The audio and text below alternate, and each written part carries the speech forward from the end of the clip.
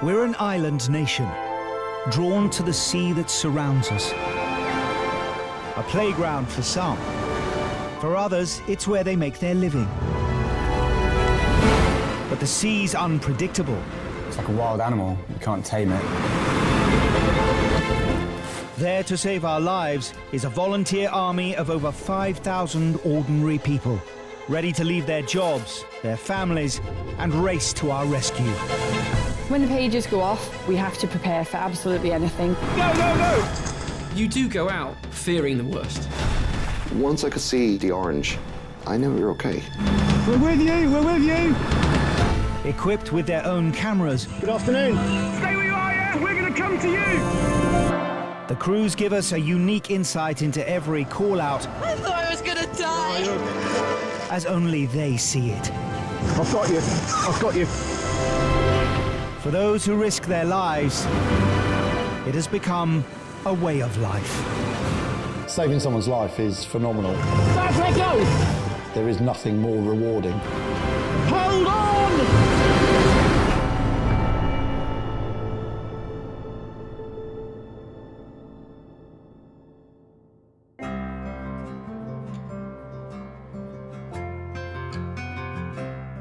Nestled on the very far northern tip of Scotland is the small harbour town of Thurso. Thurso's quite a nice, quiet place. It's right on the top of the north coast. We're just 20 miles from John O'Groats. The town faces onto the Pentland Firth, a narrow strait separating the mainland from the Orkney Islands. It's very notorious now because it's a channel, it's the Atlantic going into the North Sea, and it funnels in and it creates a big tide. And when you get certain airts of wind, waves can become very large. Thurso is home to mainland Scotland's most northerly lifeboat station. The crews here have a 7 class, the largest boat in the RNLI fleet. And this is one of the stations which can regularly test the vessel's range. It's a huge patch, 50 to 60 miles to the west and 25 to the east, and we can go 100 miles to the north, to the northwest. It's a huge area. In their 160-year history, Thurso's crews have rescued nearly 700 people from the treacherous waters off their coast. Conditions can change very quickly. It's very stormy and windy, wet, big seas, quite treacherous. It can be very rough on a winter's day, yet you'll hear the stones rumbling off the beaches. The vast area of water covered by the Thurso lifeboat means that crews are often out at sea for 12 hours or longer, something that they and their families must be prepared for. Partners and wives, yeah, it probably is tough, but we don't think about it when we get called out. But when we're out for a long time and they're not hearing from us, I dare say it is tough on them, yeah. My family's all pretty used to it now, you know, because they've all grown up with it. I'm 32 years on a boat, so they know exactly what it means to me, and they've accepted that that's a sacrifice that I make.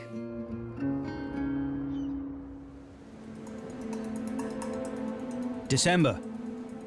Mid-morning on a cold, breezy day. The local Coast Guard receive an emergency call.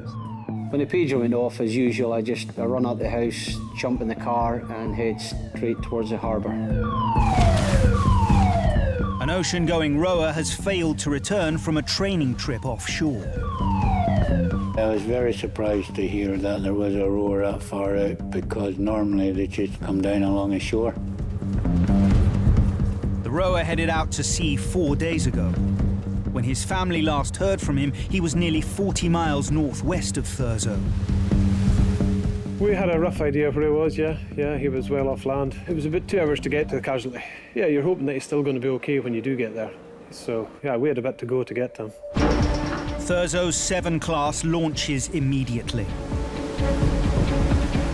For a rower to be that far offshore, obviously you're hoping for his safety and how long he's been there and his condition of his health. The lifeboat crew have been informed that the casualty only has a satellite phone and no VHF radio, so communication is patchy at best. All they can do for now is to head to his last known location and hope that they can find his 24-foot-long boat in the swells. To try and spot a rowing boat in the middle of the ocean, it's quite difficult. To make the crew's task even more complicated, there's a storm forecast, bringing winds of over 50 miles an hour and large waves. On their way out, they receive a radio update from the Coast Guard. As we proceeded to go to the casualty, we learned that there was a fishing vessel beside them. So we managed to go straight to a location of the scene. After nearly 2 hours of battling through large seas, the 7 class arrives on scene, 40 miles out in the North Atlantic. We seen the large fishing vessel, but we couldn't locate the rowing boat. And it soon becomes clear why the rower is so hard to spot. He was coloured battleship grey, so there was no way that we could spot him. In the swell and that, he was camouflaged. He was grey in colour, and he had no identification lights on him at all.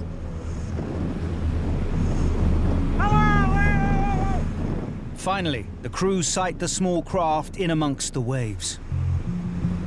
I was very surprised with the size of the rowing boat and for him to be in 44 miles off the coast. In my time on a lifeboat, I've never seen a rowing boat so far offshore. We did try and communicate with him, but we knew from the Coast Guard and from his son there was no VHF radio on board. So we had to get quite close and speak to the casualty then. Are you injured at all? You're physically okay? Yeah.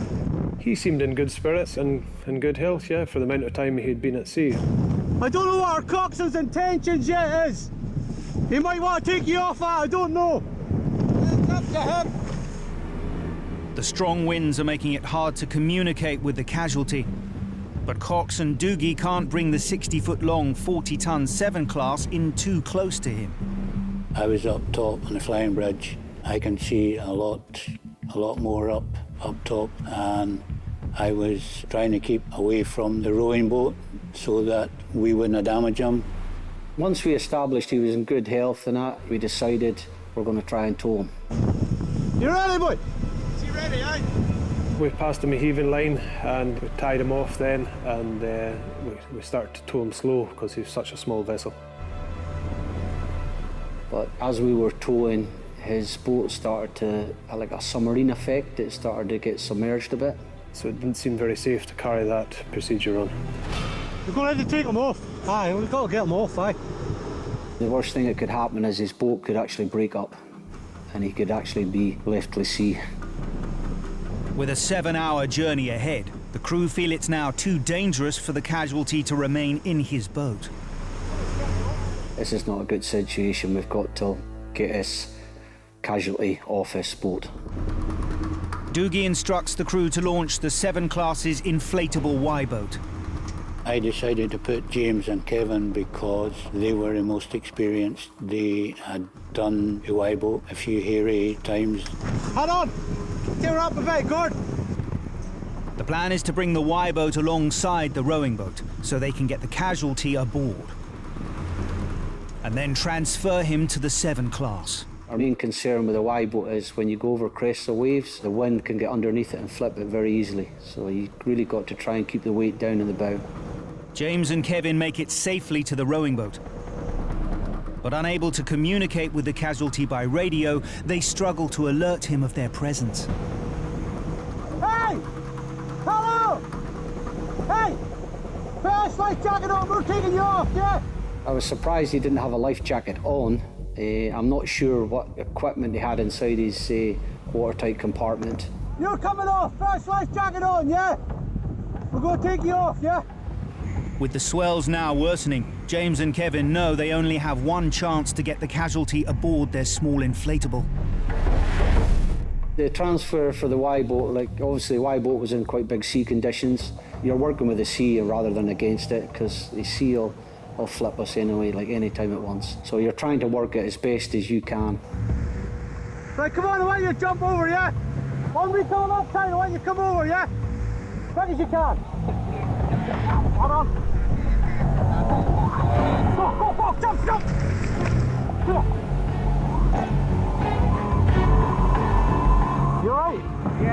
Good. Having got the rower safely on board, James and Kevin leave his boat attached to the tow line and rush back to the 7 class. The casualty seemed to be fine. Everything seemed okay with him, yeah. Once the casualty was in our boat, I thought, yeah, the hardest part was done.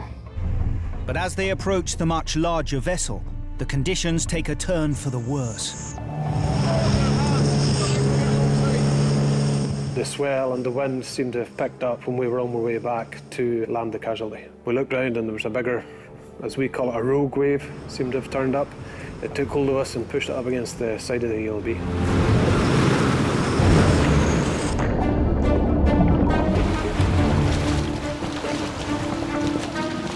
I never seen the wave coming. I felt the large wave lift us up. As soon as I landed in the sea, it was all dark. I knew I was underneath the water.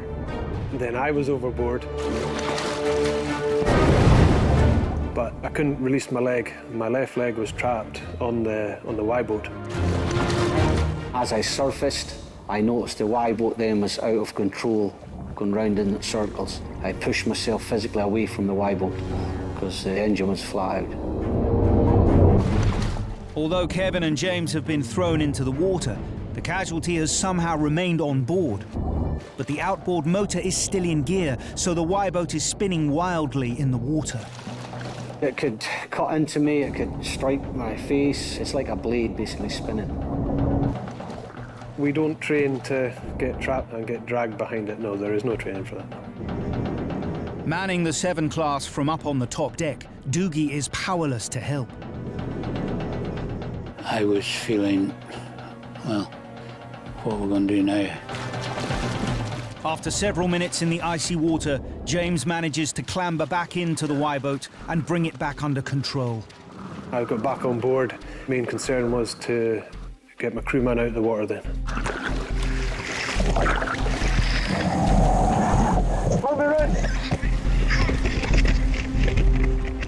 I felt very relieved once the two of them got back on the boat, yeah, very relieved.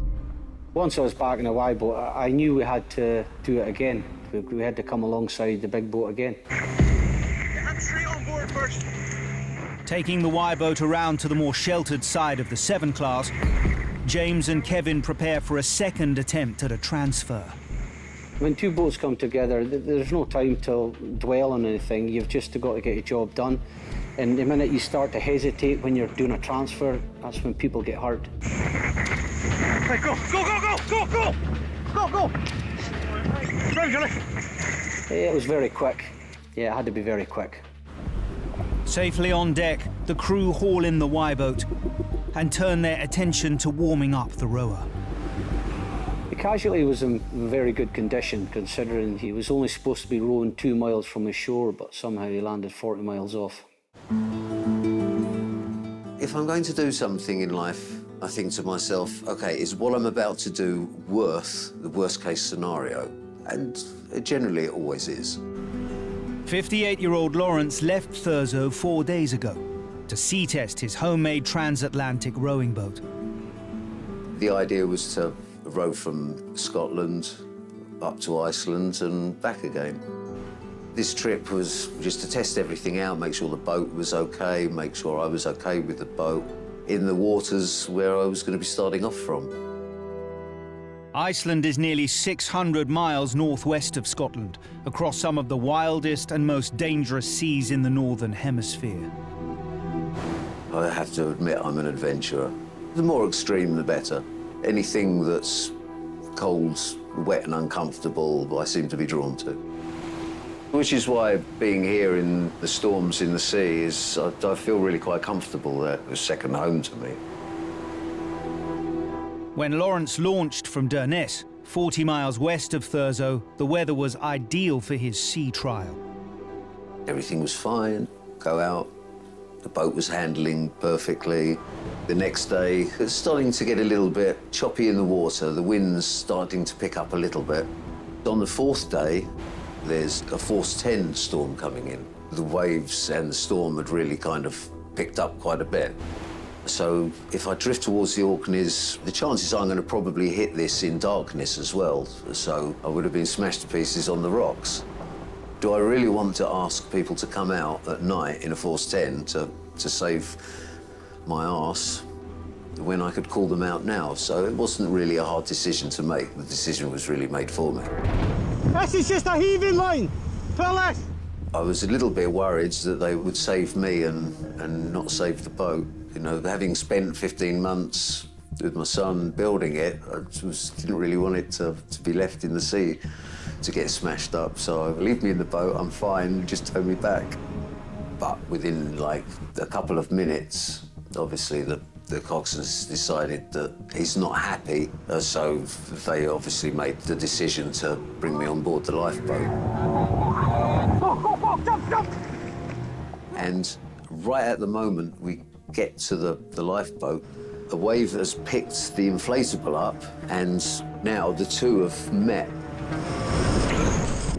And inflatable has gone sideways. I've reacted and held on, and the two boys that were with me got tipped in. And now it's my job to help them back onto the boat. They just got straight on with the job of concentrating on getting me across to the lifeboat. Right, go, go, go, go, go, go! Once safely back aboard the 7 Class, Lawrence and the crew settled in for a long journey back to shore, towing his vessel through heavy seas.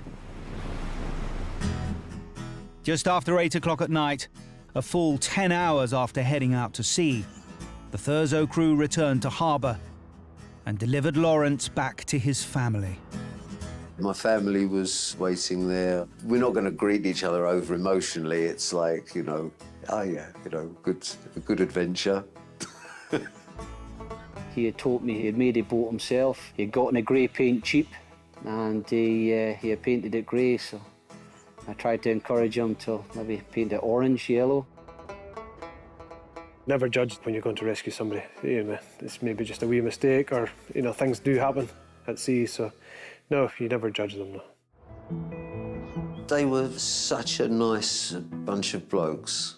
They really were, and it kind of makes you really proud that there are people like that that will go out no matter what the circumstances, no matter what the weather, and they've got your personal safety and well-being at the top of their priority. What people, wonderful. It was a long day, 88 miles round trip. I got in my car, went home, and went to my bed. I was knackered.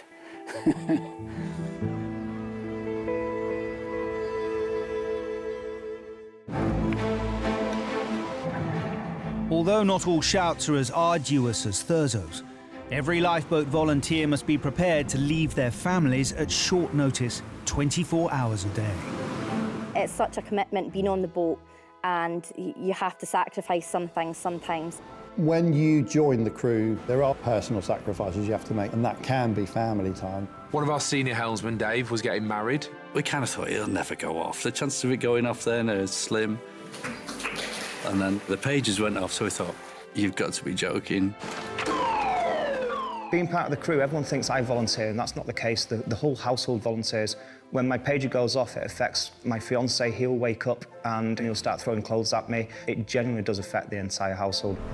When the pager goes, you leave the birthday. Anniversaries, you leave the anniversary. Families of lifeboat crews are definitely the unsung heroes out there. Who's going to be in charge? Who's the helmsman? Me! All right, Jude's the helmsman. It is a big commitment to be a crewman, but I don't see it as a sacrifice. I see it as a positive thing. Okay, ready, brace, move. It does weigh heavy on you, but those times where you actually save a life really lifts the spirits of the station.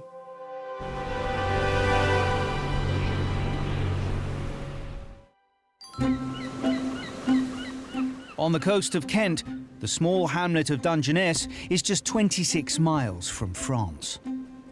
Dungeness is unique because it's sticking out in the channel about 10 miles. It's quite close to France, so you can see France on a clear day. Dungeness lies on a constantly shifting headland, which creates unpredictable conditions. The area that we go to sea in, very changeable. We've got the Dungeness Point. The sea can roll in there and come in from the southwest, and it can be quite aggressive at times. It can be quite nasty and off of Dungeness Point. The amount of tide that flows, because all the channel comes down, it's like a funnel, pinching in one spot, so it speeds it up. The end of July, a heat wave has been making headlines across the UK. That particular day, being the hottest day of the year, the beach was busy. There was lots of people, there's lots of boats, lots of people swimming and walking around on the beach, just trying to enjoy the cool sea air. At nearly 7:30 at night, the temperature is still around 30 degrees. But then, suddenly, the heat wave lifts and the conditions change. A strange phenomenon that evening. The weather took a serious dive and the wind picked up. It came out of nowhere and it went up to about 20, 25 knots. And it caught a lot of people out along the coastline. Within minutes of the wind picking up, the Coast Guard receives multiple 999 calls from Dungeness Beach. The pager went off. We was actually at the station and we was involved with training that evening, so we couldn't have been any closer if we tried. A young boy is being blown out to sea in a small inflatable dinghy. It was an immediate call, and that meant really that there was grave and imminent danger to someone at sea. As soon as the information came in that it was a small child, straight away you relate it to your own children. I've got my own children, and you relate it to that. So we just want to get there quick. You have to launch straight away. The first 6 people in will be on that boat and out the doors. The station's Shannon class is rushed down to the shoreline. From alert to in the water was about 9 minutes. Your main concern is, will they stay calm, will they stay seated, and will they just please not enter the water? He probably couldn't swim strongly. He probably wasn't wearing a life jacket. So we knew that it was a definite life or death risk. The tide is now rushing out. And to make matters worse, the boy has been blown off the beach at the very end of the headland, where the winds are at their strongest. We're right on the peninsula of the point, and the wind then swirls round, and that will actually take any small craft out to sea very quickly. In a little inflatable, it could easily topple them over and tip them out the boat. The only information the crew have for now is that a yacht has sighted what could be the inflatable dinghy almost a mile out to sea. 10 minutes after launching, the Dungeness crew arrive at that stretch of water. We've got to the location. We can see absolutely no one in sight. No one in sight. They've gone quite a way off, haven't they, in a short time? It felt absolutely hopeless. You look out to sea and you think, where are you? I feared that he wouldn't be in a boat anymore and that he'd be in the sea. I was worried that he could die. If it's an adult, they're a bit bigger. They can put up with a bit colder weather for a bit longer. If it's a small child, they haven't got much fat on them and they run out of energy a lot quicker. Suddenly you're thinking, oh, this could be a bad ending. After 5 minutes frantically searching these seas, the lifeboat receives another update from the Coast Guard. At that point, we've been asked to go further out to sea. We were just getting more and more concerned. The sea state wasn't great for a small dinghy. It was getting tense. We knew it was urgent. The crew rushed to the new location, nearly 2 miles offshore. We knew it was time critical because every few minutes he was getting further out. We're still looking with nothing. It is a dark feeling, and you're aware that this could go either way. But this far out, their search is all the more challenging, as the seas are now being whipped up by the strong winds. Searching for a small target like that is difficult, and there was a bit of swell there. As you sweep when you're searching and they go down on the wave, you don't see them, and then you've gone past that area, so you're always sort of double checking as much as you can to allow enough time for them to come up. We don't give up. We keep going, we keep going. We never actually stop until we're stood down. Finally, after a further 10 minutes of scanning the seas, there's a glimpse of something in the water. When you first spot them and you're thinking, am I seeing things? is this just a net float? But as we was getting closer, I could see that it was the dinghy.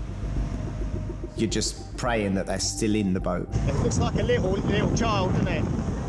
When we got closer to see him still in the little dinghy, he looked tiny in this vast sea, and the relief to see he was still in that boat, we just couldn't believe it. If I could get onto that hand of this just to steady it, would you be happy with that? Or if you can, well, I'm just going to grab him and pass him up to you. You all right, mate? Well done for staying there. We've got the size of the Shannon coming alongside what is arguably one of the smallest of crafts that we would need to deal with. Just running along the side, Stu. Keep going like you are. Just keep going ahead. So it was a careful approach to ensure that we didn't actually come up alongside and knock that vessel against him too hard. It's okay, mate. You're going to blow towards us now. If you walk forward, you'll grab hold of the bow of him. When we first went alongside him, we slowed up and you could see that he was scared. You could see he was scared. You okay? Well done, mate. Come and hold on to me. While the boy appears to be unharmed, the air temperature has begun to plummet, and the strong winds are making it feel even colder. If you walk in there, well done. The crew must get the boy warmed up as quickly as they can. When I grabbed hold of him, you could feel he was cold. Shock can set in, hypothermia, even though it was the warmest day of the year, but when you're wet, and it was sort of 7:30 in the evening, so it was cooling down. You all right, Tommy? Well done. You've done really well there. That's amazing. Well done. Always stay with the boat. Well done. Good boy. Oh, you're freezing cold. Should we get another blanket around your legs? He was shivering. He was a tiny little thing. He was so cold. He was just shivering. You could see goosebumps all over him. That's it. Hold my hand and it'll warm you up a bit. I think he felt safe when he was on the lifeboat. We wrapped him up in blankets, warmed up, and I just held his hand just to sort of reassure him that he's okay, he's safe now. It was cold out there. It was, yeah, and the wind was cold. The important thing is to always stay with the boat, and that's what you've done, so that's a really important thing. At first, when I saw how calm this young lad was, the question you first ask yourself is, was he suffering with shock? Just have a little drink, just take a few breaths, yeah? Well done. So one of the things that we always do with children when we bring them on board is ensure that if they're a little bit dehydrated, they've had a bit of an ordeal, maybe suffering with slight shock, then a nice sugary drink, maybe some chocolate, just to make them feel at ease. So how old are you, Tommy? 11. Tommy had been playing in his inflatable dinghy just off the beach when the winds suddenly picked up. Were you enjoying the day at the beach? Yep. You were. First, every time the rescue fire. Is it? First and last. Having tried to swim out to rescue Tommy themselves, his family then called 999. The only place he was going to go was up to sort of the North Sea. There was nothing in between. So that's the worst scenario. Right, I'm going to strap you in, OK, because we're going back onto the beach now. Within an hour of the pager's sounding, the Dungeness crew bring Tommy back to the safety of land. And as an added bonus, he gets to experience the lifeboat being brought ashore. We're just starting to go past now. This is the best bit when we go ashore. We're going to go up the beach now, ready? There you go. Wow. That's cool, isn't it? Well done. Aware that Tommy's family are anxiously waiting for him at the lifeboat station, Okay. the crew prepare to bring him off the lifeboat. So Stuart gave him the VIP treatment, gave him his jacket. Go on then. Your arms in there, mate. I thought he looked very smart in it, to be honest. I think we've definitely got a potential new crew member there. We're signing you up soon. You've had a trip on the lifeboat and you're wearing all the gear. Seeing little Tommy in his jacket, we're going to sign him up next week. Well, maybe when he's a bit older. This shout will stick in my memory for sure, because I've got children myself and you relate to them and how upset I'd be under those circumstances. Okay. And we're already on the shore. You're already on the shore. That was a good result, and you remember the good ones. This is Tom. Tom, how are we doing? I was just so proud of all of us, of what we did on that day, and that we got him back safely to his family. When you get a rescue like this is why you join. You join to save lives, and to save a child's life, you know, that's the icing on the cake.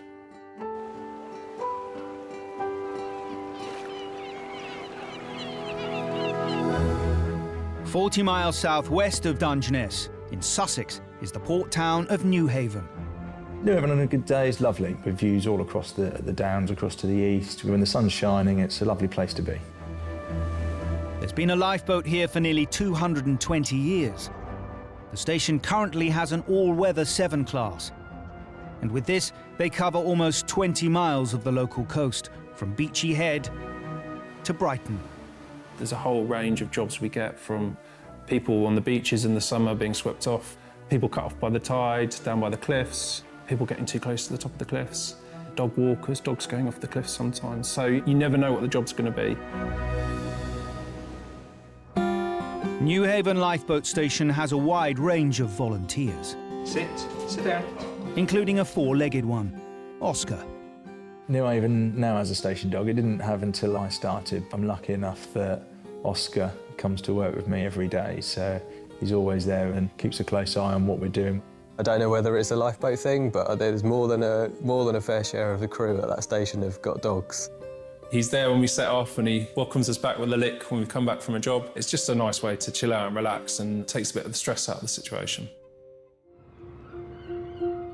A cold, breezy day in January. I was at home, working at home, doing my accounts, which is not my favourite activity in the world. And the pager went off, and I've got to say, it was a bit of a relief. When that pager went off, I was having a Teams chat with one of my colleagues. It was one of those just to quit out the door. A dog walker has called 999 from the cliffs at Seaford, 2 miles east of the station. We were informed that a dog had gone over the cliff. We'd heard that the dog had gone 100, 150 feet off the top of the cliffs, so we were fearing the worst at that point. The tide is coming in, and nearly at its highest point. So even if the dog has survived the fall, it could well be swept away. Within 15 minutes, Newhaven are taking their 7 class out to sea. I've been to quite a few dogs over the cliffs before, and a few of those haven't made it, sadly, which is always awful when you've got to hand the dog back to the owner. We had absolutely no information on the condition of the dog. It was really a get on scene and see how things were situation. Earlier that day, local resident Jo had come to the cliffs at Seaford with friends, bringing her sister's border collie, Max. We'd only just left the car park going up to the cliffs, and then suddenly Max wasn't there, and my heart just left my soul. At that point, I didn't know how I was going to tell my sister, and I sent her a message on WhatsApp. When I read that text message, I actually fell to the floor and just burst into tears. I didn't think I was going to have a dog. I didn't think he would make it. As the lifeboat crew rush to location, they receive a radio call from the Coast Guard with some surprising news.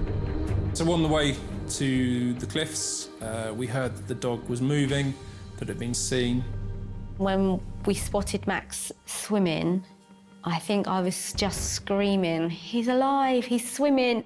How he was still alive, I could not believe it. Somehow, Max has survived falling around 100 feet. But if he's injured or goes into shock, he'll soon be in real danger on the rapidly diminishing strip of beach. Joe texted me saying he was swimming in the sea. I can't even describe the emotion. I was like a broken mess. Because, well, that boy means the world to me. 25 minutes after the pagers went off, the 7 class arrives on scene. But with a chalk reef close to shore, the only way of getting a crew in is on the 7's small inflatable Y-boat. James was selected for the Y-boat, given his ability, his experience. I know he's got a dog. He was going to be the best Y-boat operator we had. All right, let's go. Although James has helmed the Y-boat many times before, his crewmate Dan is less experienced. All right. This was my first time on a shout in the Y-boat. so there was a lot going on. It's fairly choppy. So what we'll do, we'll nosy in, you just keep an eye out for any rocks here, and we'll just run it up the beach, okay? He was a little bit wide-eyed at times. I think it was quite an experience for him. And once we've done it up the beach, if you jump out and just take the bow line. Being at the top of the cliff and then seeing Max at the bottom of the cliff, I felt really, really helpless. With the incoming tide behind them, James and Dan are soon approaching the base of the cliffs. As we started to head in, we could see Max running around at the bottom of the cliffs, so we knew that he wasn't in too bad a condition. Right, I'll just run it up here. But as the Y-boat hits the shore, Max hides in a small cove at the far right-hand side of the beach. When we got to the beach, the initial sort of reaction of the dog was he was clearly scared. James feels it's risky for just 2 crew members to launch the small inflatable into this surf with an anxious dog on board. I think we might need an extra person. The waves are breaking a little bit, and I think we're going to need 2 to relaunch the Y-boat and 1 to hold the dog over. Yeah, we'll get John tipped up. So if you want to come back, pick him up, you can have an extra pair of hands.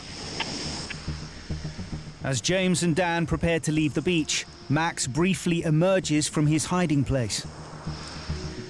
Hang on, he's coming to us. Max, come here. Okay, scratch that. Hey, mate, you jump in? With no time to waste, James and Dan return to the 7 class to pick up a 3rd crewmate, while Joe watches on nervously. When the lifeboat went back, the tide was coming in really fast, which was a major worry because I could see the section of beach that he was on getting smaller and smaller and smaller. As soon as the additional crew member is aboard, James brings the Y-boat straight back to shore. You can then make your assessment. If you're happy, I'll jump off and try and grab him. But unbeknown to them, adding a 3rd male crew member may have complicated this recovery even more. When the lifeboat went back for the 2nd time, I was a bit worried because I saw that it was a team of men. So I was really worried that he wasn't going to get on the boat. And I was thinking, if he doesn't get on the boat, or if he bites one of them, what is the next step? Keep going, keep going. So I started calling Max, and he came over to say hello. Hello, buddy. Hello. Max. He looked quite nervous, and he was looking around quite a bit, as you'd expect. You know, he's just had a terrible experience. Main concern is that the dog might bite. Even a really friendly dog, when it's in that kind of really stressful situation, can obviously be a bit of a danger. But James has a secret life-saving aid with him. Hey, what are these, mate? RNLI issue biscuits. So just as we were getting in the Y-boat, I was handed 3 biscuits to take with me. Hey, it's all right. Hello, buddy. So I let him come up to me, got the biscuits out, and that convinced him to come over and have a sniff. Oh, Max, what's that? Anyone that's met JJ, I'm sure, I think he could win over anyone's trust. Bit of a tumble, little bit of a tumble. I was able to check him over, make sure that he was okay. Nothing seemed to be broken. He seemed to be in remarkably good condition. I wasn't sure if it was the adrenaline coursing through him, and actually he was a bit injured. But yeah, no, we were amazed. He seemed to be absolutely fine. He's obviously a bit of a super dog. You gonna come with us? It's all right, buddy. Max was a fairly large dog, so he needed a bit of holding and controlling. He wasn't particularly happy to be held and be carried out to the Y-boat. So yeah, it was a bit of a juggling act, trying to hold him. I'm not as young as I once was. As the crew prepare to battle out through the surf, one of Joe's friends captures the moment on their mobile phone. Okay, buddy. You might get a little bit wet, Max. They got Max on the boat. I saw them hugging Max, and he was on the boat, and I cried. Oh, I cried so much because I was just so happy. But the lifeboat crew can't afford to relax just yet. They must now get Max to a neighbouring beach where Joe is waiting. And to do that, they must take him out through increasingly large swells. Big wave. Breaker, boys, breaker.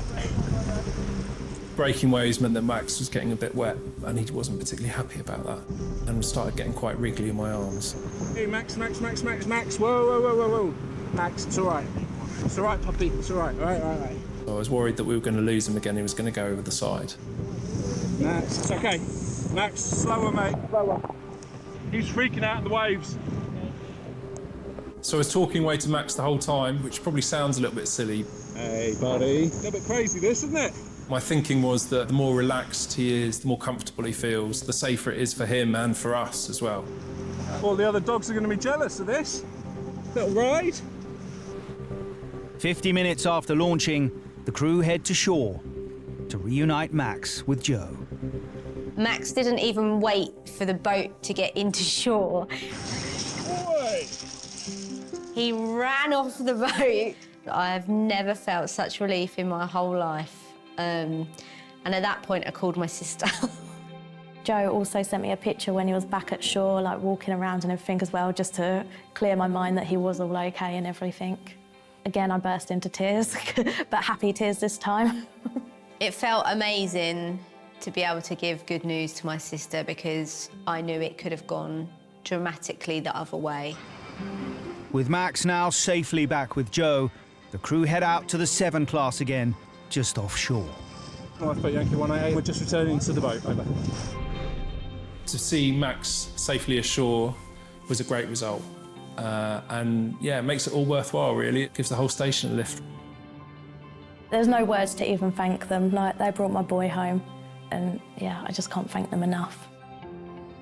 So Oscar was wagging his tail, waiting to see us when we got back, as he always is. I think everyone might have been extra nice to Oscar that day. Yeah, it was good. But sadly for me, I was back to the accounts after that. So you go from a real high, and then reality kicks back in.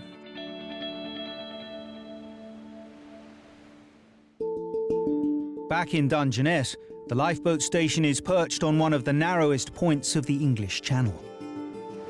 So the crews are often called to the aid of people making a perilous journey from France.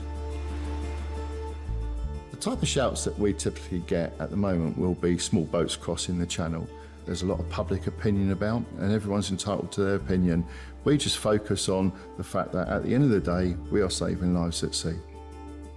On one weekend this year, over 2,000 casualties were brought ashore from small boats off this stretch of coast. Many of them women and children. You never know how many people are going to be on them and how many you're going to get. The boats that are coming across now are really badly built. It just emphasises that they need assistance, because their boats are literally falling apart. The size and condition of the boats attempting these crossings isn't the only concern. One of the biggest dangers is the sheer volume of traffic in these waters. We have the busiest shipping lanes in the world. It is like the marine equivalent of the M25 when you're crossing that channel. At any given time of day or night, there can be hundreds of large commercial vessels navigating these shipping lanes. The channel is very, very dangerous. Small boats can't be seen by such huge boats. I've been in that position. You know, I used to be a fisherman. We've had ships bearing down on us. You can hear their bow wave. You know, suddenly you see this humongous block of flats coming towards you. Some of them take like a mile just to stop. So it's reliant on the small boats to move out of their way. Otherwise they will get run down.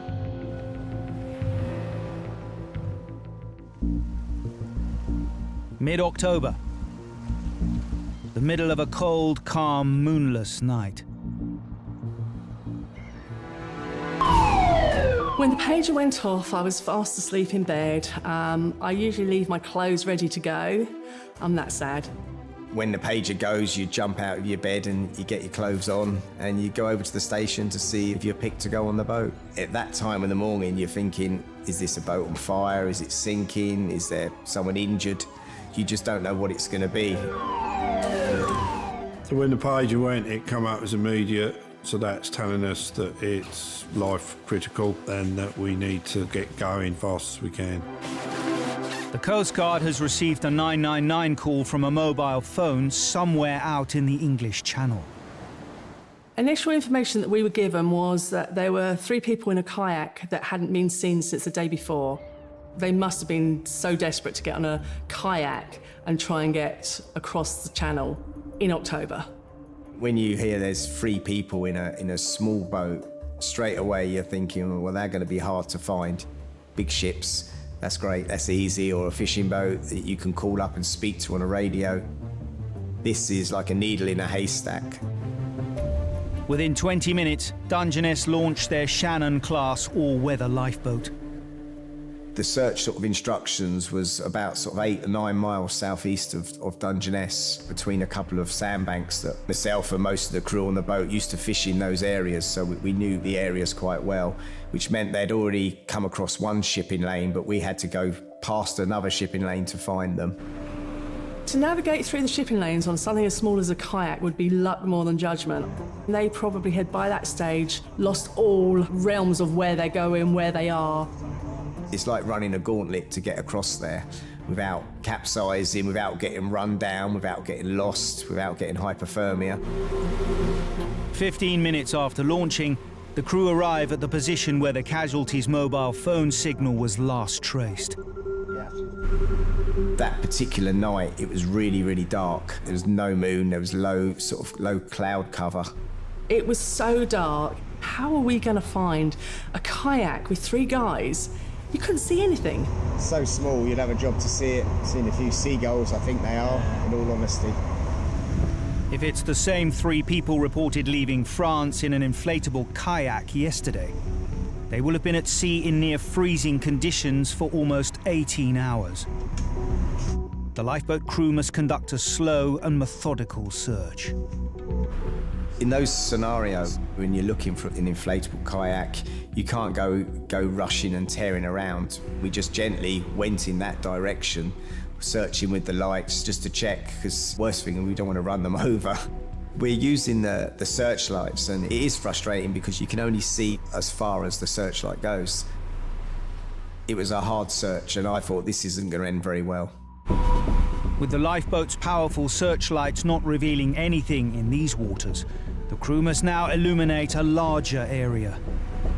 3, 2, 1. We use flares to light up the area. They go miles rather than our searchlights, so it's to hope to find an outline of something that we can actually head for. Although they only light up the surrounding seas for a short period, the hope is that the flares will be spotted by the casualties. Suddenly you think, hang on, someone's putting flares up, they're trying to search for us, they come to rescue us. That gives them that will to paddle a bit harder or to try and make their way towards us. We've got to check everything out. That's what they'll be doing. They'll be sticking their phone up for light. But even the flares fail to reveal any sign of the casualties. When you've got to the initial coordinates and they're not there, then you start thinking, okay, this could be a long one. We could be searching for a long while. I think we had about 4 or 5 hours before daylight was going to come up. Obviously, that would help us when it gets daylight, but 4 or 5 hours in the cold, choppy sea could be too late. We still hadn't found them, so it just felt like a hopeless search. My worry would have been whether they had overturned more than anything. They would have had limited space, so your legs would go to sleep. You might try and stretch your leg, you might go overboard. You might take everyone with you. The crew have now been searching in near total darkness for almost 45 minutes. I think as time goes by and you're starting to get cold yourself, and we're sat on a warm lifeboat with good waterproof protection, you start thinking, well, if my hand's getting cold now holding a searchlight, think of those poor people that are in a boat wet and cold. So time is of the essence. Undeterred, they continue to scour the seas for any sign of life. We were all on deck, still looking, and I'm on port side, and I see a very, very tiny light. And I think, are my eyes deceiving me? Did I actually see something? And I actually was scared to say anything. But Stuart, our coxswain, has always said, if you see something, say something. When Caroline sort of spoke to me, she said she thought she saw something, and I said, right, that's a hope. Let's go and check it out. So we alter course, are still approaching with caution because we know this vessel's in that area somewhere. There's no point going full speed because you'll end up running them over or swamping them yourself. We headed quite a long way. Is that about right, Caroline, do you think? Yes, Stu.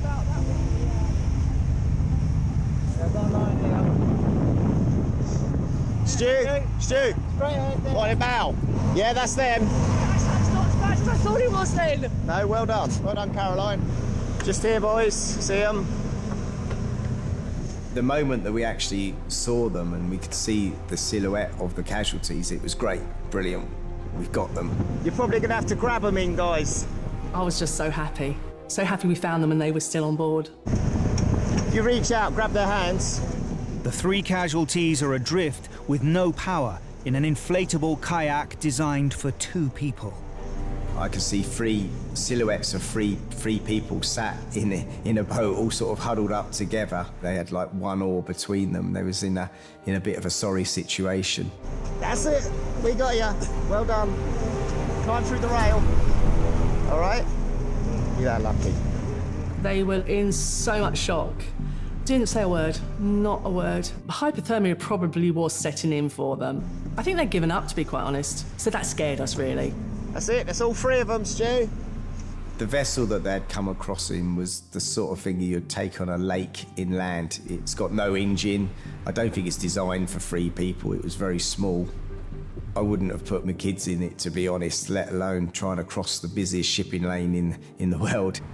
When we was sort of recovering them onto the lifeboat, they were very distant and you could see that shock and all their systems had started to slow down just with fatigue, really, and coldness.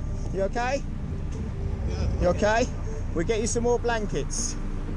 The crew are told that the 3 men are from Sudan, in North Africa. They'd set off from France the previous morning. It's quite sad to see that scenario. I mean, they're 3 quite young, healthy guys, and I think they're just so relieved to be rescued, and they just huddled up, and we checked them out to see if they were okay. We wrapped them up to try and get them a bit warmer, and we're headed into port as quick as we can to get them safe. Cold? You okay? With the crew's job done, the lifeboat makes the 10-mile journey to Dover, so the casualties can be handed over to border control. As a lifeboat crew, we're compassionate to everyone, and it's so important to them to reassure them that actually people do care. And on this particular occasion, they were very lucky. Lucky that Caroline happened to just look then. We could have easily just carried on searching and missed them. It's a good result. When I go out for a rescue, it doesn't matter who they are or where they come from.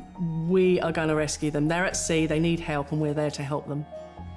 It makes me sort of feel humbled, the fact that I've got a nice family, a nice community around me, and they must be very desperate to willing to risk their life to make that crossing. If they're in danger and we can help them, then we will.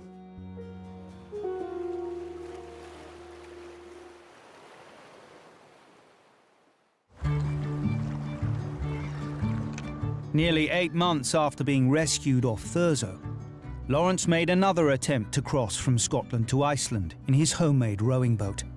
This time with his son, Lloyd. Definitely seen better days. But after battling strong tides and unseasonably rough conditions, they were forced to turn back after nearly 200 miles of hard rowing. Our first attempt, we were caught short. After a few weeks, we were losing the time window to be able to get to Iceland. Everything was made extremely difficult for us to make the journey, because it's not an easy task rowing across. And so really had to call it off eventually. The biggest concern was losing the boat, to be honest with you. We just spent 15 months building it, like blood, sweat and tears went into this. Don't worry about losing your dad, just the boat. Well, no, I don't fear for his safety. He'll figure it out, he'll survive. Yeah, and we've discovered there's a couple of more modifications that could go into the boat to make life a little bit easier. Yeah, like a rudder. Although they haven't yet got a full steering system, and the boat is still battleship grey, Lawrence has taken on board some of the Thurso crew's safety notes. All the backups are there. You know, we have the GPS for navigation. My girlfriend's got a tracker. She can track my location, give her ease of mind of where we are, I suppose. I'll definitely get to Iceland in the rowing boat.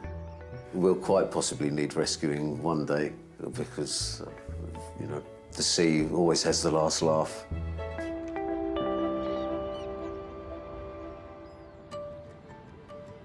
And in Sussex, Max the dog is still being taken out for walks on the cliffs.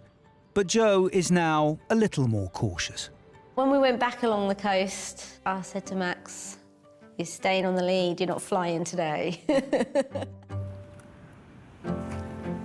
I did not think he would get away like unscathed or anything. I definitely thought there would have been some sort of injury or something. Yeah, I think to not have a single cut or scrape or anything, I still don't know how it is possible. It's just a miracle. I think he saw the water, and I think in his mind he was jumping into the sea, but didn't realise there was a big drop to get to the sea.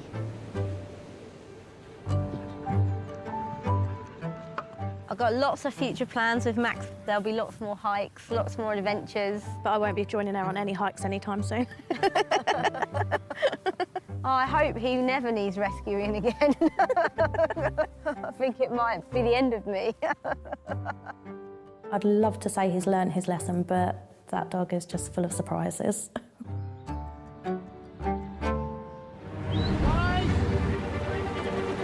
First thing I heard was 16 casualties. I decided to send up the drone to see if I could find them. When do you expect to come over? They were literally saying, "Where is the lifeboat? We're behind you." I can't really use my arms. And immediately my mind went to, is this a stroke? Could you request an ambulance, please?